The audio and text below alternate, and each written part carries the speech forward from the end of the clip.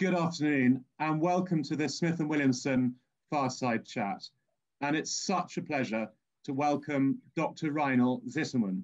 Now, Dr. Zitelmann has been in the news and media a lot, recently, historically, but especially in the last 12 months. So many of you will know of him.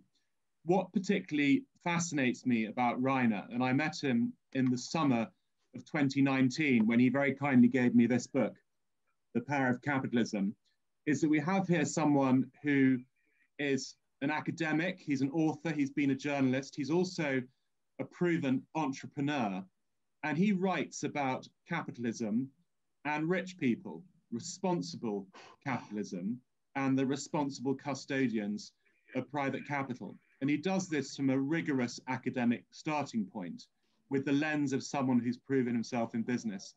And this has caused nothing short of a sensation in some media, especially with the book that he wrote last year, which we're going to focus on, The Rich in Public Opinion.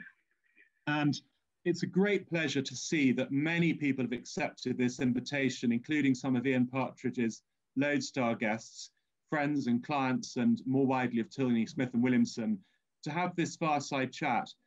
And I asked Rainer if he would perhaps begin by looking at The Power of Capitalism. That's the first book I mentioned here, which really makes a rigorous academic proven case for responsible capitalism. And then we're going to move on to the most recent book, The Rich in Public Opinion. But thank you so much, Rainer, and we really look forward to your initial chat. Yes, thank you. You like to start with the power of capitalism, yes? Okay. I know today capitalism, the word capitalism sounds very bad for a lot of people, maybe for the majority of the people in the world, especially for intellectuals, politicians, media. But please think about this. Before capitalism, 200 years ago, 90% of the worldwide population was living in extreme poverty, 90%. Today, the rate has fallen to less than 10%, less than 10%. And what is even more impressive, half of this reduction happened over the last 35 years.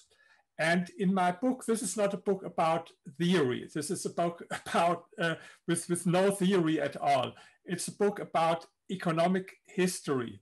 And I compare things, or countries better, that you can compare. For example, North Korea, South Korea, East Germany, West Germany. Or I compare, my book starts with China. And I think, let give me the example of China, because this is an amazing story. You know, 1981, 88% of the Chinese people lived in extreme poverty, 88%. Today, this rate has fallen to less than 1%. This happened never before in history of mankind. And now to understand how it happened, it started with the economic reforms by Deng Xiaoping after Mao Zedong's death. And he proclaimed, let some people become rich. And private property was then allowed from this moment on, and there's private ownership and more market, less state.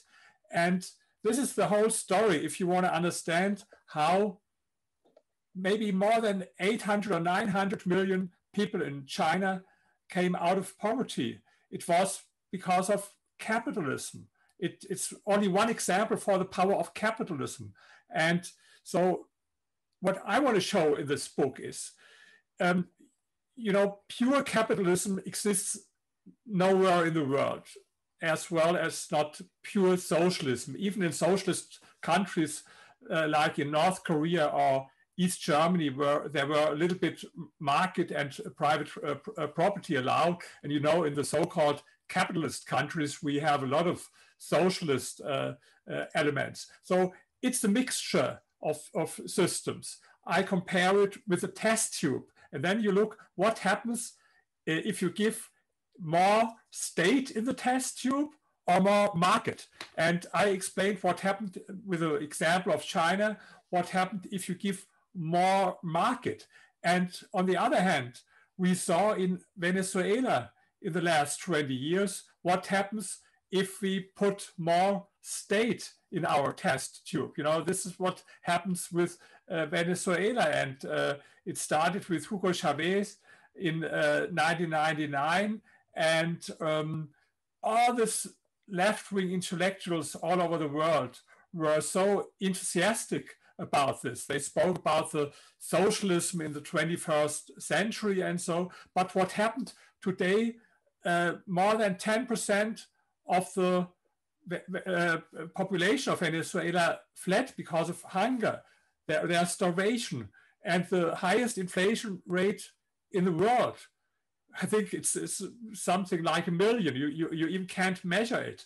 And this is in spite of the fact that in Venezuela, they have so much oil and gas than they have nowhere in the world. And I show in my book a lot of this real history examples, not theory. I look what happened in history.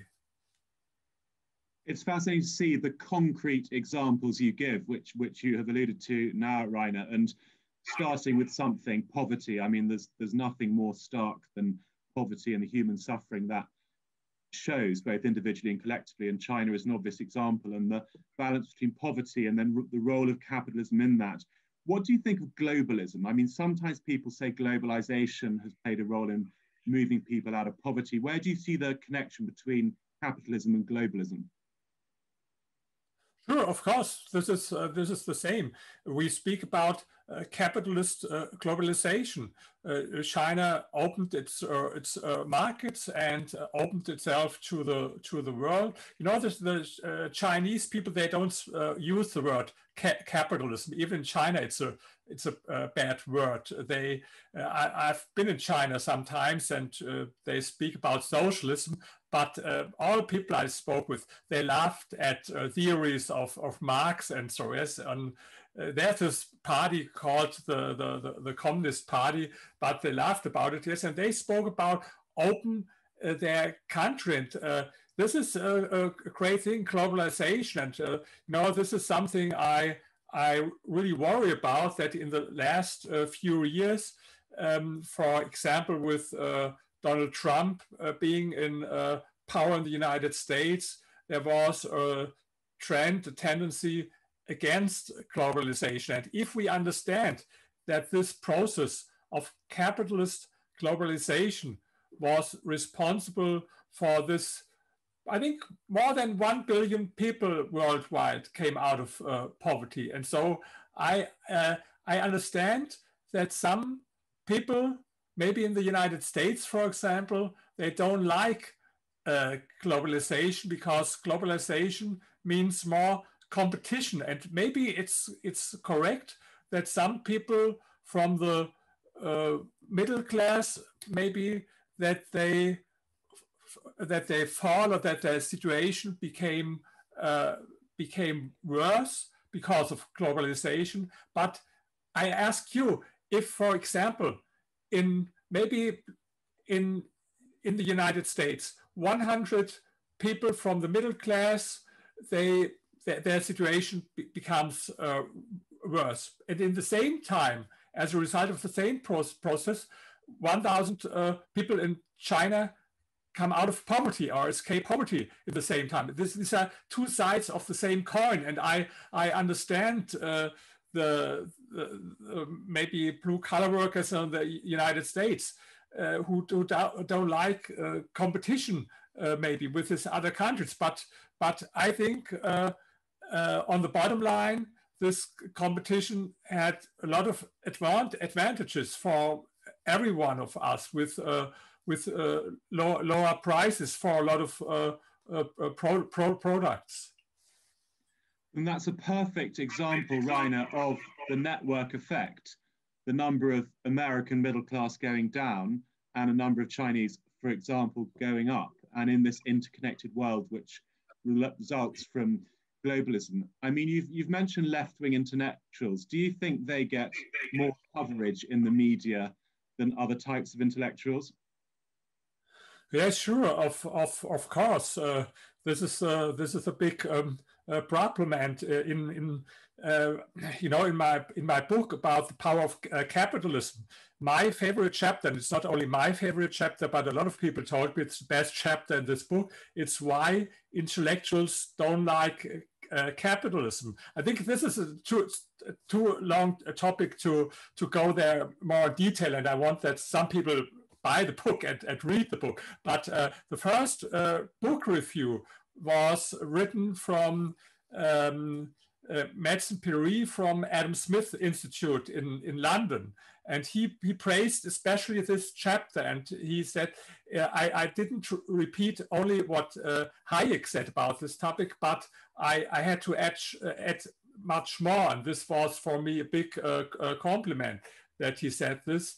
And I try to explain in this book, because this is the big problem, why intellectuals hate, really they hate capitalism, and they're very influential in the media and so on. Maybe in other countries more than in the UK, because I know you have some pro-capitalist newspapers there, like for example, I like Daily Telegraph, for example, or I think the Times and so on. So you have some pro-capitalist media, but even in this media, I have some talks with journalists, and when I met some young journalists from this, for example, I remember some from Times, even there with younger people, it's a big problem that they don't like capitalism. Maybe not so much in the UK, but in the United States, it's a big problem. And maybe this is a good link to the other book, the Rich in Public Opinion, because now we talk about the attitude toward rich people and towards capitalism. And this was the topic in my book about the rich in public opinion. Thank you. And exactly, I'd like to go on to that now. We may return to left-wing intellectuals and social mobility, the point being it's nearly always spoken about going up. So those are those in China, not those in America. But the rich in public opinion captured so much media attention. I would describe it, Rainer, as daring. And the title is challenging. It looks at a group of people, and we can discuss quite who those people are. And it's rooted in actually some original research which you yourself commissioned across various countries you trode. So it would be really useful, please, for our listeners, if you could just give an outline as to why you conceived of this book and how you went about writing it. Yes, absolutely. There are so many books about prejudice against minority groups, thousands of books, prejudice against Jewish people, for example, or against Black people, or against gay people, or whatever. There's a lot of scientific research, but there was almost nothing about prejudice against one minority group, against rich people.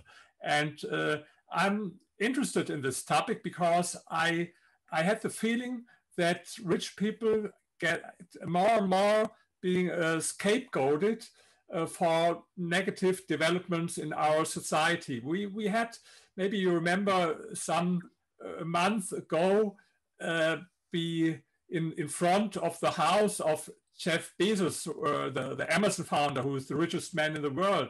They even set up a guillotine, yes, to show what they want to do with him. You know, they used it in the French Revolution to kill people.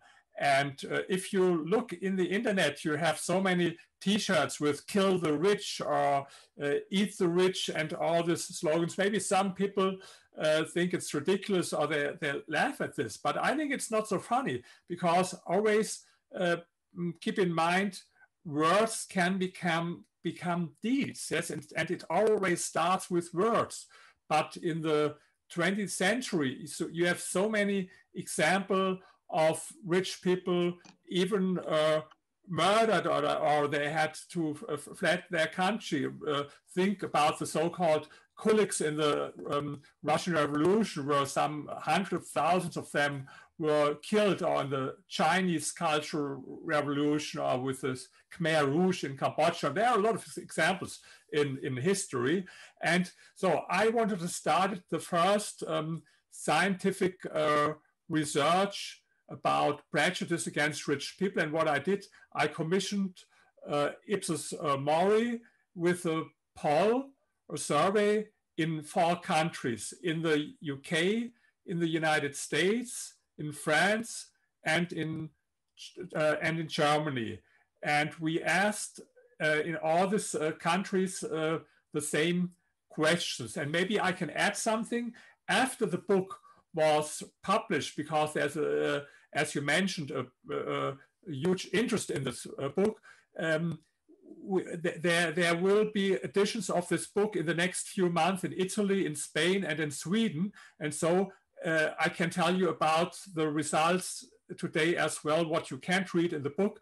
In Italy and in Spain, these books will be published in the next few months. I can't tell you about the poll in Sweden, because this is exactly in these days they have this poll, so I don't have the results, but I can tell you about 6 countries, and I will give you an example. We asked a lot of questions, and one question only as an example. We have some questions about envy, because it's not so easy to measure envy, because if you ask someone whether he's envious or not, almost everyone will tell you, oh no, the others are, but I don't know this feeling. We know it from, there's something that you call envy research, scientific envy research in the United States. And one of the most important results is that most people who are envious don't admit that they are envious. So it makes no sense to ask, are you envious?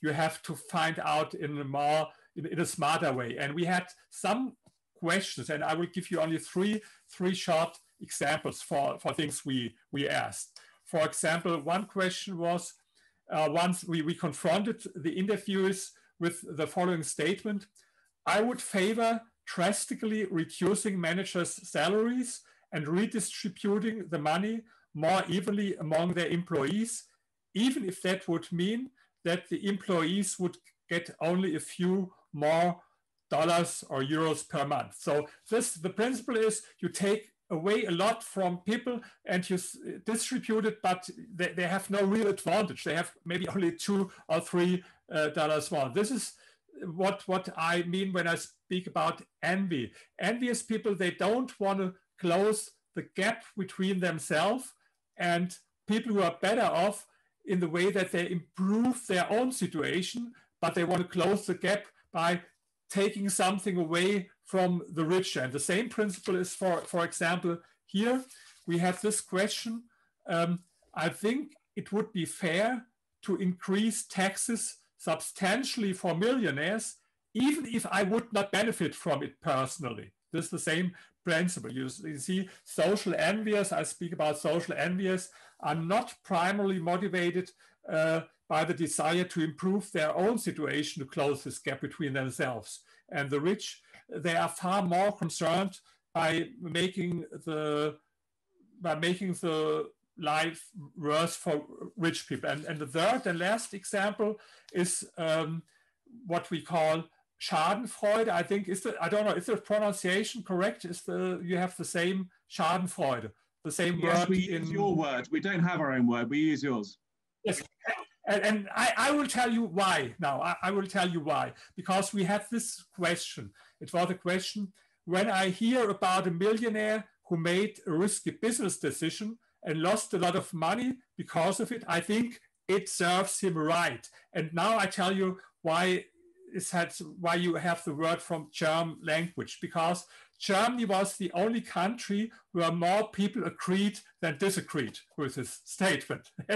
So you see, German people, they like, yes. And for example, in Spain, it was the contrary. There was only very few people who agreed. So I like Spanish people now because they are not so, they have not so much harm for it. And even in UK, for example, in the UK, only 22% agreed and 38% disagreed with this statement. To compare it with Germany, 40% agreed and 37% disagreed with the statement. And we had a lot of dozens of questions like this. And then we built, as a result, 3 groups. The one group we called the enviers, the other group are the non-enviers, and in the middle between, we called them the ambivalent. So, and the next thing that we did, and this is very interesting, we calculated something that we called the social envy coefficient. This is the ratio between enviers and non-enviers in any country. And when we know the social envy coefficient, then we can compare how envious is a country. To make it a little bit easier, the higher the number is, the more envious is a country. And the number was the highest number we had in France. So French people are the most envious people in our research. It was 1.21, followed by Germany with 0.97. And then we had a huge gap. And in United States, it was 0.42. And in UK, we had 0.37. So you had the congratulations, you're in the UK, sure that there are envious people as well, but not so much as in France, for example. And as I mentioned before, we had the same questions now, the same poll in Italy and in Spain. And the result was in Italy, it was 0.62. That means a little bit between Germany and the UK. And in Spain, it was the same as in United States. What surprised me, it was 0.43. But to be honest, I have to add something. This is only one instrument to measure social envy, the social envy coefficient. For example, in Spain, the reason was that it was so very low, that we had so few people who agreed with this Schadenfreude statement. And if we took other questions, for example, about personality traits of rich people, then Spanish people were very, very negative. So this is not, this is one important number, but not the only important number. And maybe I look for one thing that I want to add here. Rainer, while you're looking at that, do you think the idea of the American dream played a role in that number being low? Yeah, sure. It's it's history in the United States. In the tradition, United States skeptical against the state, and they like people who are successful, and they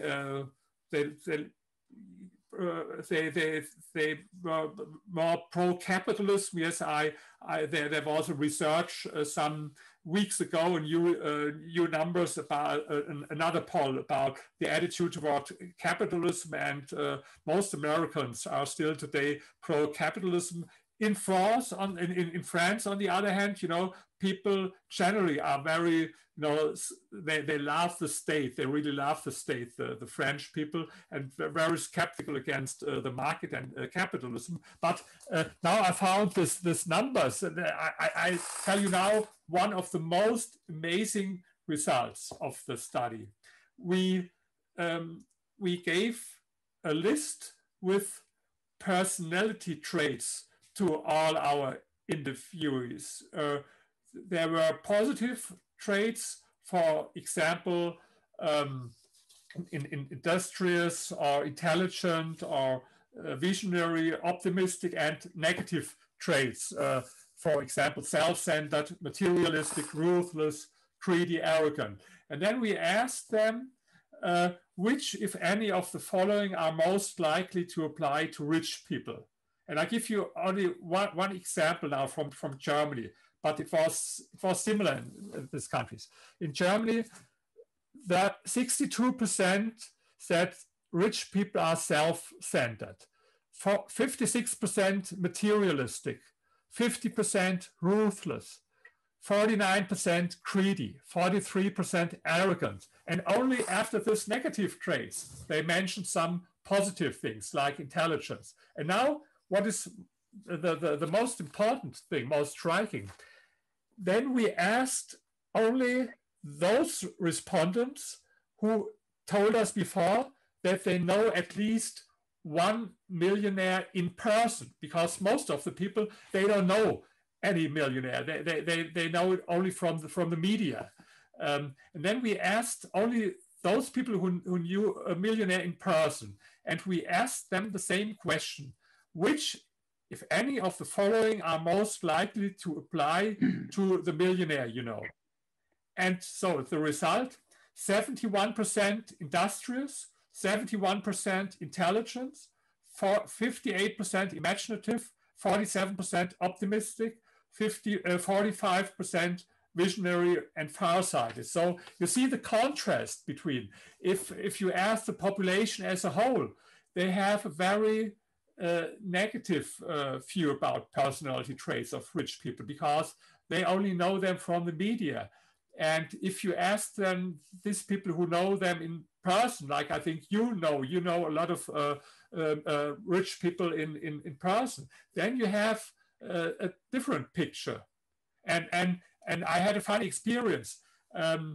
Some time ago, I had an interview like I have with you now. It was a journalist in Germany. He was more left-leaning, anti-capitalist. But I liked him and he liked me. And in the end of the interview, he asked me one question. He said, please be honest for a moment. I think the rich people are exactly the way as we know them from this James Bond movies, greedy and want to rule the world and all this. And then I asked him, I asked him a question. I said, please, one question: how many billionaires and how many multimillionaires and how many only maybe single-digit millionaires do you know? And he told me, I know not a single millionaire. You're the only one, he told me now. And then I said, you see, this is the difference between you and me. I wrote my second doctoral dissertation about rich people. And for this doctoral dissertation, I interviewed 45 people who had a net worth, most of them between 30 million and 1 billion euros. So, and I know much more, even billionaires. And this is the difference. If the people, they don't know them, they only know them from Hollywood movies maybe. And then they have this is one reason for this prejudice and stereotypes. So you've actually proved by your proprietary research that there's a perception problem. Many of us would assume there is, whether it's the word capitalism generally or in China, or people just being informed by the media channel and nothing else. Now, in this book, The Rich and Public Opinion, there were two main lenses, if I can call it, that you looked through. We've gone through the factor of envy, and then the other one is the zero-sum fallacy. And putting those together, you produce fascinating data. Could you just explain how you looked at the zero-sum fallacy and perhaps brief that subject for those that may not be familiar with it? Yes, thank you for this question. It's a very good question, because I think this zero-sum belief is very, very important. There are a lot of people who think rich people are only rich because they have taken something away from the poor. This is what I call zero-sum belief. And we found that especially these people that we call social enviers, that they believe in this, maybe we have to cut this for a moment. Is this okay? Fine, absolutely fine. Excuse me. Now, let's start again with the zero-sum theory. I think the zero-sum theory is something very important. The people who believe in the zero-sum theory, they believe that rich people are only rich because they have taken away something from the poor. That is what they believe in. And we found out that this group of social enviers, that especially these people, they believe in zero-sum theory. And but I think it's wrong. Look, how most people became rich. They became rich as entrepreneurs. You see it if you look, for example, in the Forbes list of the richest people in the world. Almost every one of them became rich as an entrepreneur, and if not, then he inherited this wealth from the father, who was an entrepreneur. But look at Jeff Bezos, for example, with Amazon, Bill Gates with Microsoft, Larry Page, Sergey Brin with Google, or Mark Zuckerberg with Facebook, or like Elon Musk now. I think he's the richest man now at this moment in the world. All these people grew rich as entrepreneurs. And so how did they become rich? Because they invented something, or yes, they had great ideas for products that improved our life. For example, Amazon. Maybe some people don't like Amazon, but most of the people, there are billions of people who like Amazon, who order every day with Amazon. I had a presentation some months ago, and there were a lot of people very negative. They spoke very negative Amazon, and that they pay no taxes, and that Jeff Bezos is so rich. And then I asked the audience, there were some 100 people, may I ask you, who ordered anything with Amazon? Please be honest, in the last few weeks, and almost everyone raised his hand. So you are the people who made him rich, because it made sense for you. Yes, it improved your life. I had this experience only a few weeks ago. I needed a new lamp for my desk, and I was in one supermarket, and I asked them to run around, and they sent me from there to there, and in the end I learned that they don't have it. Yes, and then I went to the next market with electronics, and I asked them, where is it? Yes, go there upstairs, 5 stairs. No, sorry, we don't have it here. And then, okay, I took my smartphone, ordered it, just some seconds, Amazon, and 3 days later, I had my new desk lamp. And so this is why rich people became rich. Take as for example, in Germany, a long time, 2 brothers were the richest billionaires in Germany. I think you have this discounter in the UK as well, Aldi. I don't know how you pronounce it. It's Aldi. Yes, we do. And they have very so it's a possibility to buy things for cheap, for low price, in a fair quality.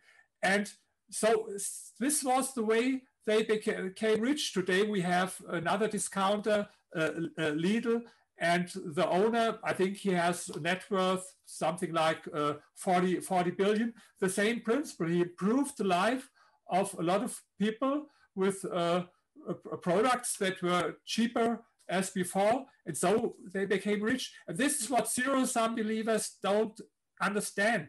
They think rich people stole something. Yes, as Donald Trump, he thinks other people stole my votes. Yes, and so these people think these rich people stole my money. But it's not true. They became rich because they added a value in their company and improved the situation for a lot of people. I speak about honest people. Sure, we know that there are criminals and people who drug dealers and so on and whatever. But I don't speak about these people. I speak about most of the rich people are entrepreneurs. And never forget it. I had another interview some weeks ago, and someone asked me, do we really need super rich people? It was his question. And I asked him, do we really need successful entrepreneurs? And he said, why do you ask me this? Because it's the same question. Yes. It's the same question. Do we really need successful entrepreneurs? Because the more successful you are as an entrepreneur, the more money you get, and the richer you will get. And in a networked, globalized world, the ability to scale and create these very large fortunes is, of course, possible.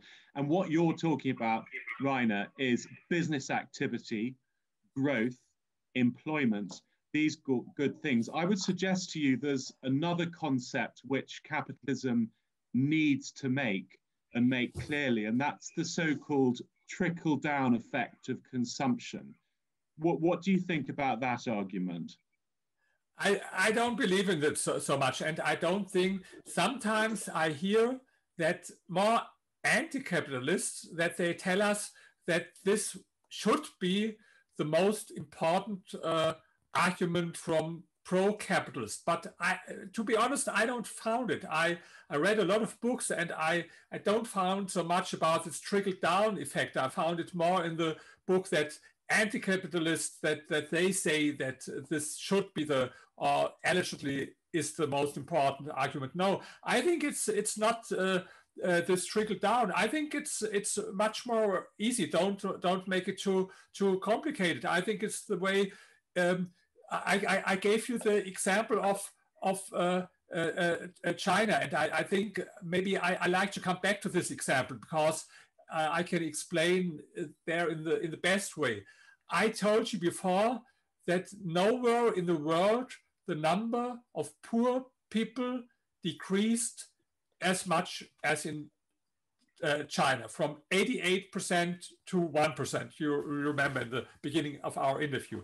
But in the same time, the number of billionaires increased extremely.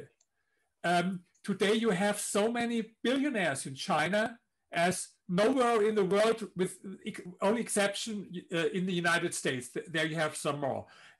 But we had so many more, 30, 40 years ago, when people were very poor in China, you had not a single billionaire. And today you have some hundreds of billionaires in China. And if this zero-sum belief would be true, you couldn't explain it. You couldn't explain it. Think logical for a moment. I tell people, think logical for a moment. You couldn't explain it. For me, these are only two sides of the same coin. That on the one hand, people grow rich, and on the other hand, there are a lot of people who escape poverty. But it's not so much about trickle down, but because it's more about entrepreneurship, a developing economy. The most important thing is that that you have a free market economy, and you see it. For example, this is another example from my book about Korea. In the 60s, Korea was one of the poorest countries in the world. Korea, North and South Korea, was as poor as the poorest countries in Africa today. A lot of people don't know it.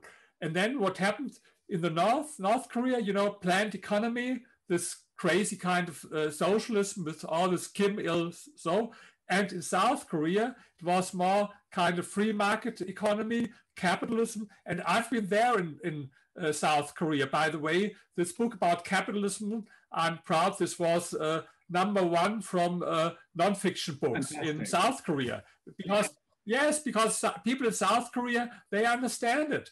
They can compare it. Yes, they understand it. Most of them understand it. That capitalism is the better system, and it's not only good for rich people. It's I think strong people, they don't need so much capitalism, because the strong people, they will survive everywhere, in every kind of system, even in a dictatorship or in socialist countries. These people who are very strong, they don't need capitalism so much. But for poor people and for weak people, for them, capitalism is much more important. And this is what socialists don't understand.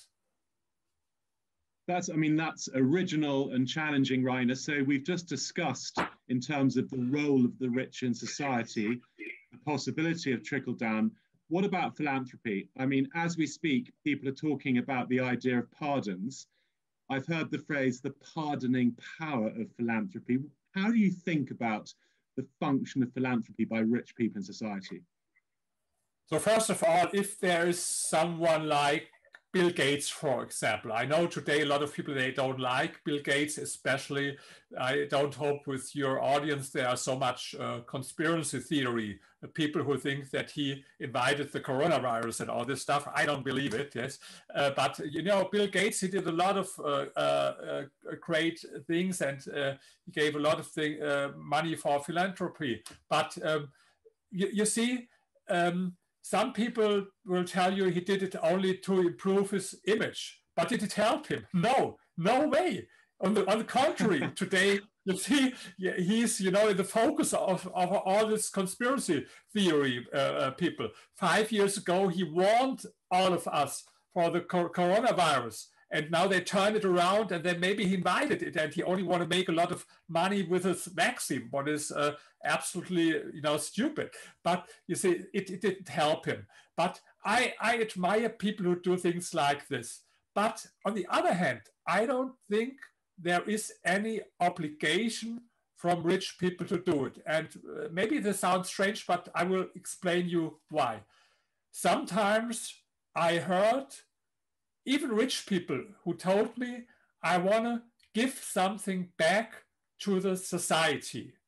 I don't like this formulation. I'll tell you why. For me, it sounds as if you have stolen something before, if you want to give something back. But I think these people, they didn't steal anything. Bill Gates, he didn't steal anything. Jeff Bezos, they didn't steal anything. This is the belief of zero-sum thinking, that they stole something from the... No, they gave things to our society. They gave new products and this. And so I think there is not any obligation. But okay, I like it if people do it, but even I give you a thought experiment. What is with this people who don't spend a lot of money for philanthropy, or maybe no money at all? What do they do then?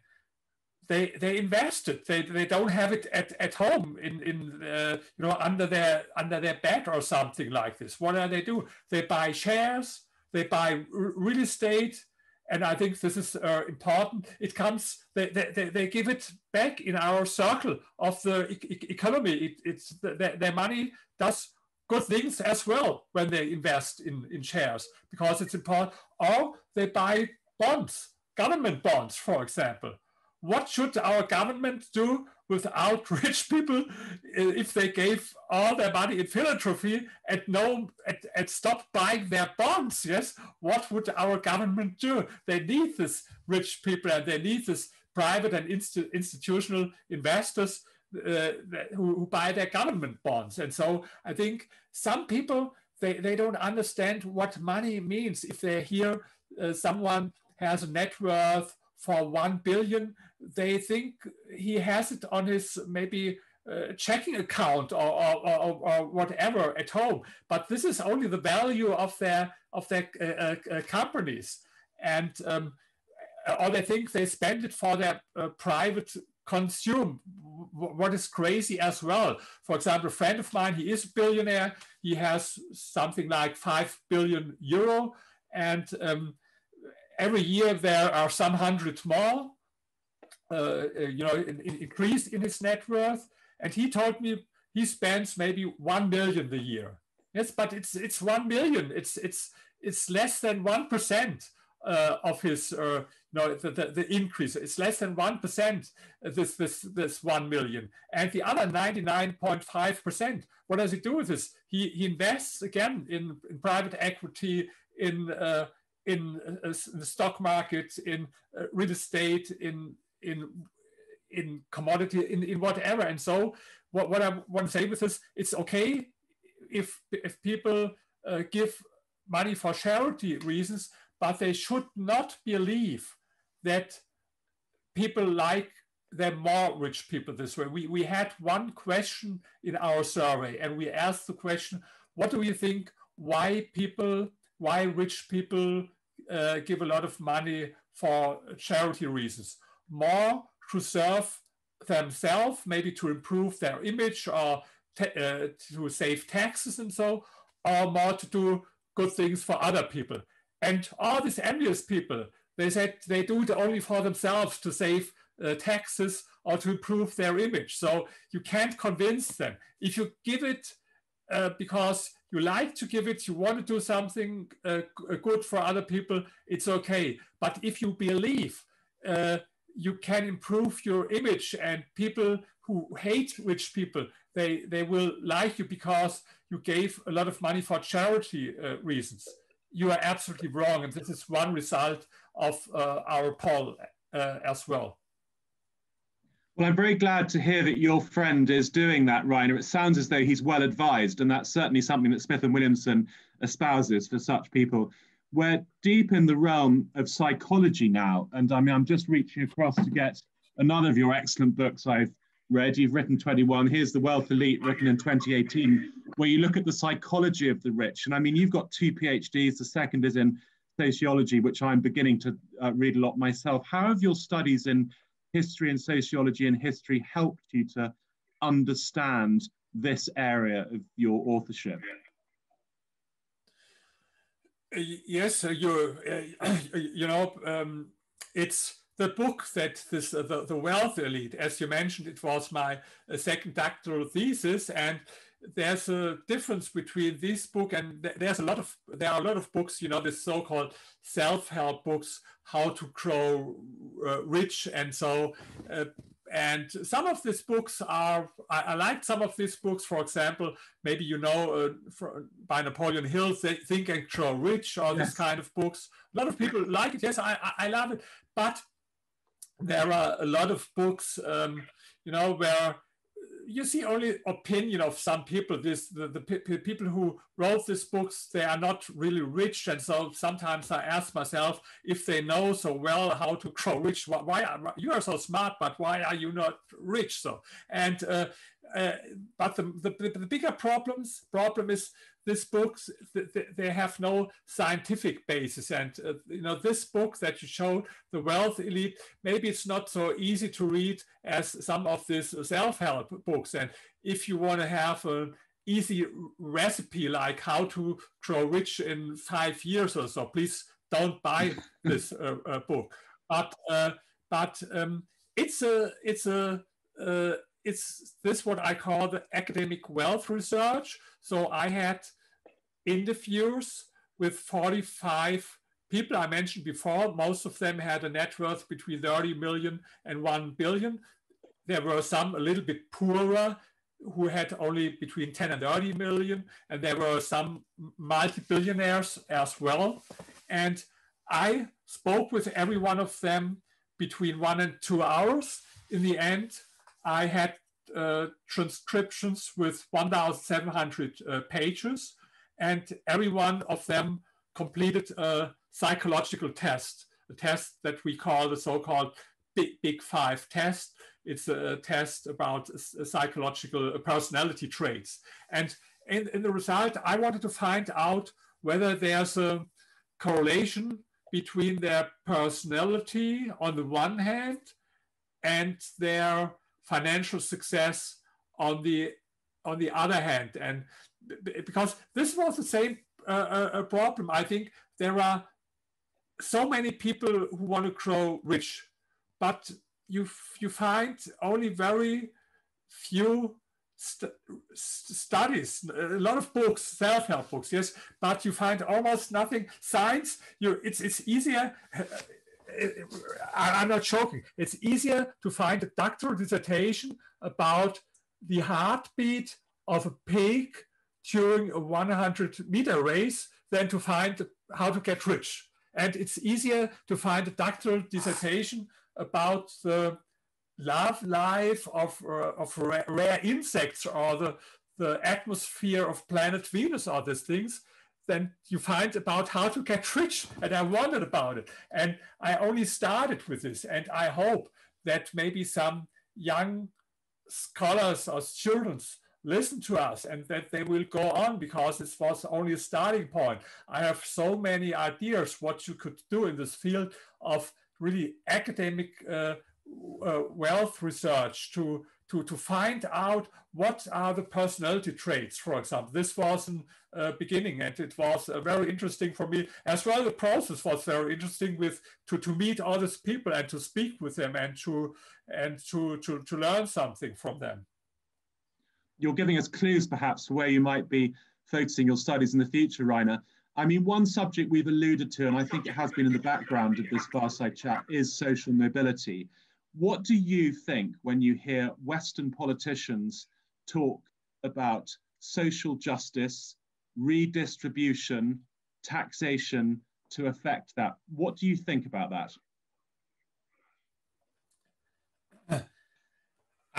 I don't know really what they mean with social justice or so. I think in fact they speak about equality, and I know no society in history where people were equal, even not the socialist societies, and they tried to establish a different, an anti-capitalist or socialist system with people are allegedly equal, but they were not equal, and they tried it in so many ways. They tried it in China in a different way to Russia. They tried it in East Germany in a different way to Albania. They tried it in Yugoslavia in a different way as in North Korea or in Cuba or in Vietnam. And there are so many examples, but they have all one in common. They failed. Without any exception. By the way, I can recommend another great book, not written by me, but by a colleague of me. He's based in London as well. The title of the book is, and you definitely should speak with him, Socialism, the Failed Idea That Never Dies. Socialism, the Failed Idea That Never Dies. He works in this Institute for Economic Affairs, yes? And it's a great book because he showed there were so many examples that they tried to establish a society where all people should be equal, and it never worked. And I think I don't have to tell you something about the UK, but I think a lot of younger people, they don't know. Maybe they heard a lot of bad things about Maggie Thatcher, for example, but what they don't know, the economic situation of the UK in the 70s, that it was a total disaster, so many millions of people were out of work, double-digit inflation rate, and the economic situation was so bad that even the World Economic Fund, who usually support the poorest nations, had to support the UK. So, and then came, and this time they had this, what they called democratic socialism. The tax rate was 85%. And even for some kind of taxes like capital gain, you have this 98% taxes there, 98%. Maybe some people know this song by the Beatles, Taxman, maybe you know it, yes? And this song is about that the government takes 95% and 5% remain with you. And it was their situation because they earned so much money. So this was the situation this time. And they had this redistribution, and they had it also in Sweden in the 70s. And what happened in Sweden? People left Sweden, rich people. For example, Kamprad, he's the founder of this furniture company, IKEA. He taxed him so extreme that he left Sweden. You know, rich people, they don't have to live in the country. They have a lot of other possibilities. He moved to Denmark, but it was not so much better in Denmark. And then he moved to Switzerland. And for the rest of his life, he was the richest man in Europe living in Switzerland. So this was the result from their crazy redistribution policy that they had in Sweden. And this is what sometimes they forget it. If you tax rich people so much, you take them their motivation, they will leave the country. The only thing that you can do against this, like they have had in Germany, in East Germany, they built this big wall and they shot everyone who wanted to flee the country. And this is maybe my strongest argument for capitalism. Do you know any example where people fled from capitalist to socialist country? For example, people fled from South Korea to North Korea. I haven't heard about it. Or from Miami to Cuba. I haven't heard about it. Or from Chile to Venezuela. Or from West Germany to East Germany. I know only one example. Father of Angela Merkel. He did it from West to East Germany. So you see, maybe something was wrong in the family, even in this time, because it was his decision. Yes, that he fled from, he moved from West Germany to East Germany. But it's a rare example. You can't find it, and I think this is the strongest argument. I never heard from someone who said, "Oh, I'm so happy I escaped this capitalist system, and now I'm so happy to live in Venezuela and North Korea or in Cuba." No one will do it. You've talked about motivation, and you mentioned Margaret Thatcher, and I mean, going back to my comments on the American dream, I would argue that Margaret Thatcher's legacy continues for restoring a sense of pride in Britain and of can-do and of entrepreneurialism. A long-serving cabinet minister under her said she didn't believe in equality. She felt equality would be unfair because people were unequal in their skills and their motivation. What she did believe in was opportunity, so that anyone could rise, that's level up, as opposed to the level down, as we discussed earlier on. Do you think that's a fair view of society, or is that too brutal? No, I think this is what it's all about. And you see, I spoke pro-capitalism, but I will not defend everything, because today we don't have this capitalist society as I would like it. And I think we could have much more opportunity, for example, for young people, if we would have more capitalism. This is the reason, the German title of my book, The Power of Capitalism, is different. The German title is "Capitalism is not the problem, it's a solution." And I think it would be true. For example, look at Italy, of France and all this. Their problem is not too much capitalism. Their problem is too less capitalism. All this regulation with the labor market and so on. This is the reason why young people, they have not enough opportunity to move up, and in the end they blame capitalism, but this is wrong. It's not that the reason for the problems. It's not that they have that they have too much of capitalism, that they on the contrary, it's that they have too less capitalism. And so I don't want to defend society that everything should remain as it is. I see a lot of problems, but these problems are caused by the state. You see it now in the Corona crisis. What worked was private entrepreneurship. For example, look what happened in Germany. There's the founder of this biotech company. You had this vaccine before we had it in the UK. He was a migrant from Turkey. He came to Germany. Father was working in a factory. Yes, so not rich people, but he was intelligent man, and he founded this company and this vaccine, and now he's rich. I think his net worth is now more than 5 billion. But why? Because he founded this vaccine. Yes, and this is so there are positive examples for social mobility today, and I want to wish that we have much more of these examples, and that we tell young people, these people like this man who founded now the vaccine, I think they should be our role models today, especially for young people. So my idea would be if at school, every week you would have one entrepreneur at school who tells his own story, how he founded his company. And so I think this would be so motivating for the young people, that they see it, that they can feel it. Because a teacher, he can't tell you anything about entrepreneurship. What is a teacher? He was at school, then he studied university, and then he went back to school. He has no idea about entrepreneurship, maybe only book wisdom, but real life experience. He has no real life experience about it. And so my idea is you should send these entrepreneurs to school every week to tell young people about how great it is to be an entrepreneur.